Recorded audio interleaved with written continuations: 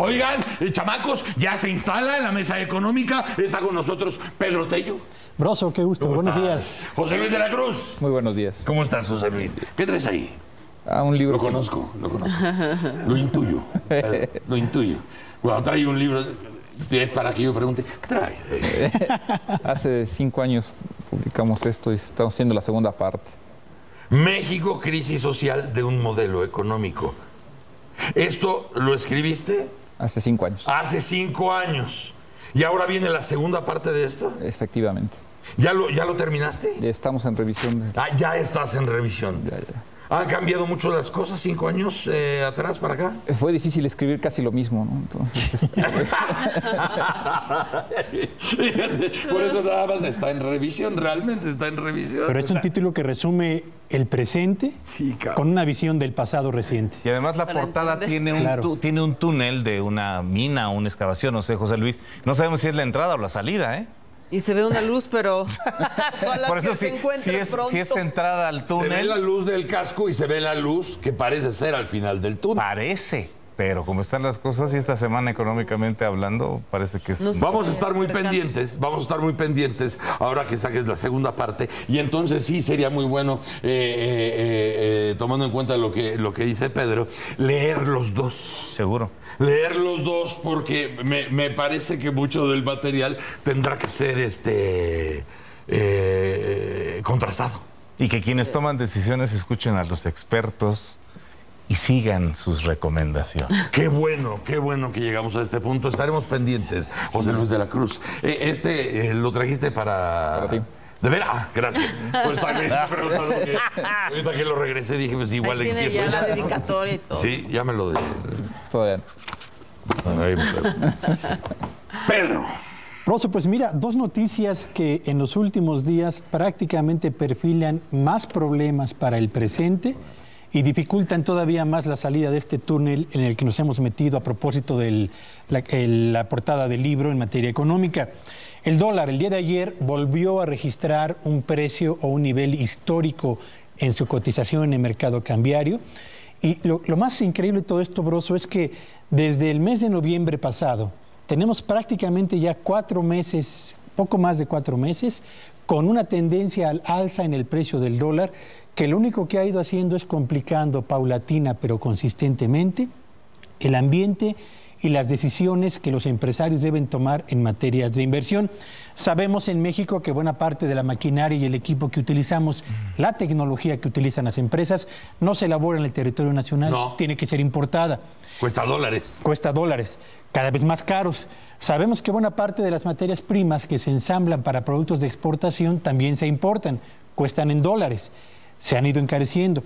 Pero además y sobre todo, sabemos que buena parte de los alimentos que integran la canasta básica de consumo de los hogares mexicanos también son de importación. Y se han ido encareciendo a la par del aumento en el precio del dólar en el mercado cambiario mexicano. Ayer se dio a conocer una información que a muchos no les ha hecho mucho sentido. El Banco de México, el INEGI señaló que la inflación reportada en el mes de febrero colocaba la inflación en forma anual, medida de febrero del 2015 contra febrero del 2014, en el nivel más bajo de los últimos años. Uno no podría creer que esto es cierto, tomando en cuenta el encarecimiento del dólar. Pero la verdad es que el aumento en el precio del dólar no se ha transmitido a los precios finales en el mercado mexicano, porque la demanda de bienes y servicios en el territorio nacional permanece prácticamente contenida. No tiene ingreso el hogar mexicano, no hay seguridad sobre el empleo y en consecuencia la compra de bienes y servicios tiende a reducirse. Es por esto que el encarecimiento del dólar no se ha transmitido todavía, subrayo, todavía a los precios, pero no dudo que en los meses por venir esta situación comience a presentarse. Vale la pena señalar... Pero ya lo cual sería cruento. Por supuesto. O sea, si estás tan limitado, estás tan compactado en la posibilidad de consumir, cuando permee el precio del dólar en el producto final, pues entonces es una recontramadriza, ¿no? Por supuesto. Entendamos, Broso, que de febrero del 2015 a febrero del 2014 la inflación aumentó solamente 3%. En ese mismo lapso, febrero de 2014 a febrero de 2015, el encarecimiento del dólar es del 17.5%. Hay una distancia importante entre el avance del dólar y el crecimiento de la inflación. Esa brecha, tarde o temprano, se va a emparejar y tarde o temprano este encarecimiento del dólar se va a transmitir a los precios. De manera pues que yo creo que le espera a nuestro país un segundo trimestre, pero sobre todo una segunda mitad de 2015, que en materia de inflación no va a ser absolutamente nada sencilla.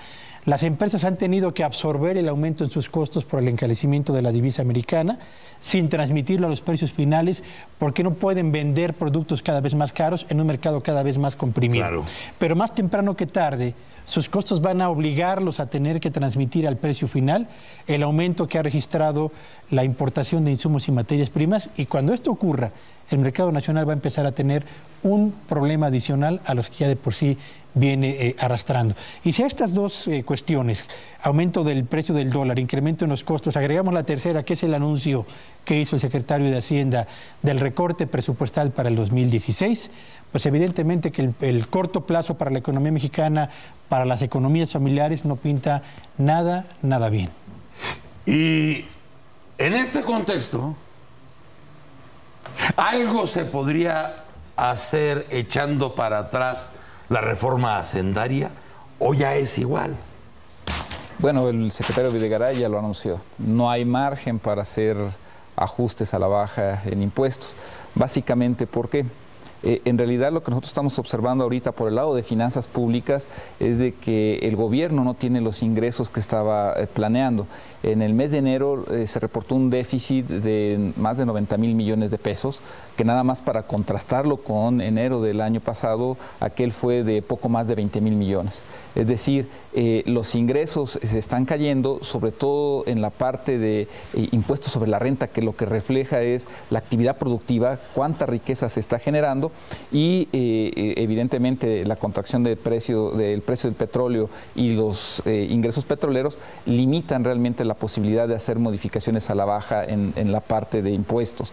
Entonces, en realidad la Hacienda Pública lo que nos está anunciando, nos lo dijeron desde Gran Bretaña, es planeando lo que habíamos comentado, un nuevo ajuste a la baja en el gasto público para el 2016, que esto también viene a reflejar las restricciones que tiene el gobierno para tener ingreso suficiente para a su vez mantener ese patrón de gasto que había sostenido durante los últimos 4 o 5 años.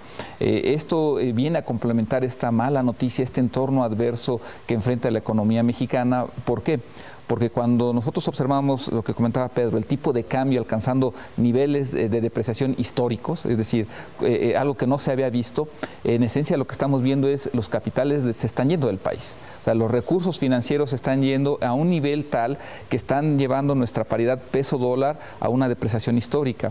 Es decir, el gobierno necesita recursos en un momento en donde justamente lo que se están yendo son esas inversiones, ahorita las más especulativas, las que más rápido se van y que en un momento dado nos están avisando. No nada más el sector público va a enfrentar restricciones, el sector privado también las va a tener, y eso es lo que nos está anunciando el tipo de cambio. Ahora, no es de que las autoridades económicas no hayan intervenido.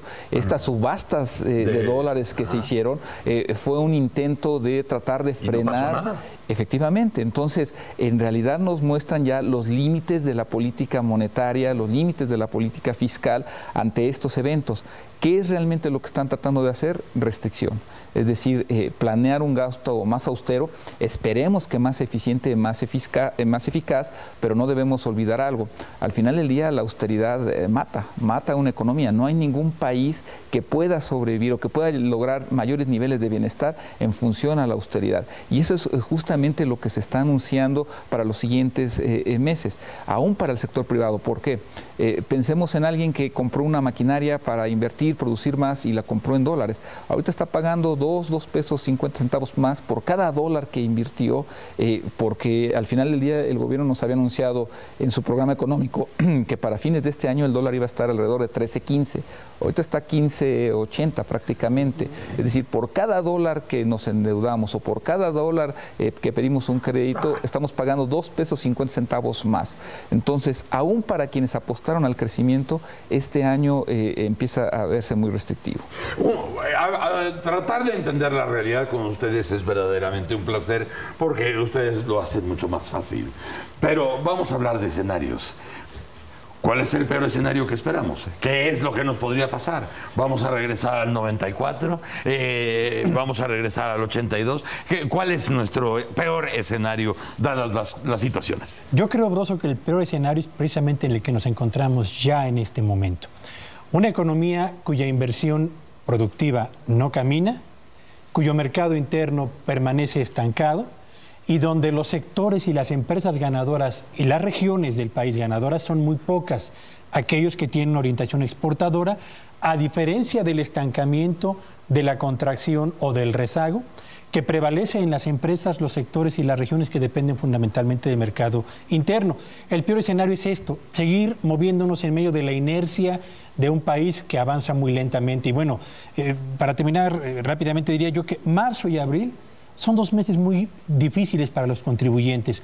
Marzo, las empresas tienen que presentar declaración de impuestos con todas las limitaciones que la reforma fiscal que entró en vigor el año pasado les impone. Y abril, las personas físicas tendrán que presentar sus declaraciones anuales con las restricciones para deducir gastos que les impuso la reforma fiscal del año anterior. Totalmente. De modo, pues, que le esperan 2 meses muy complicados al mercado nacional. ¿Estás de acuerdo con Pedro? ¿El peor escenario es en donde nos encontramos? Sí, pero todavía no vemos las consecuencias de este escenario. Es decir, ya estamos viviendo las variables que nos llevaron a esta parte restrictiva, pero las consecuencias, el mejor escenario es este estancamiento estabilizador, es decir, no crecemos, pero no se mueve tampoco para abajo.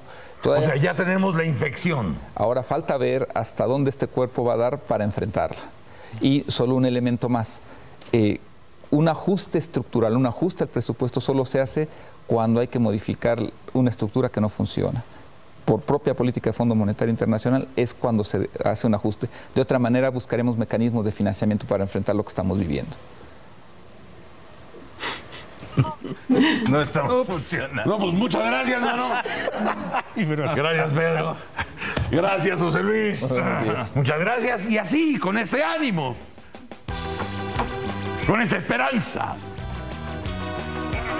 ya tenemos la infección. Y ya estamos de acuerdo, ¿verdad? O sea, el peor de los asuntos es que ya está. Ahora falta el vómito con sangre y... O sea, todas las consecuencias. El antibiótico que no llega. Y no llega el antibiótico. Ni llegará. Ni llegará. Pronto. Señora, gracias. Que tenga excelente día, señora. Gracias, señora. Luego. Feliz fin de semana cuando sea. Cuando sea.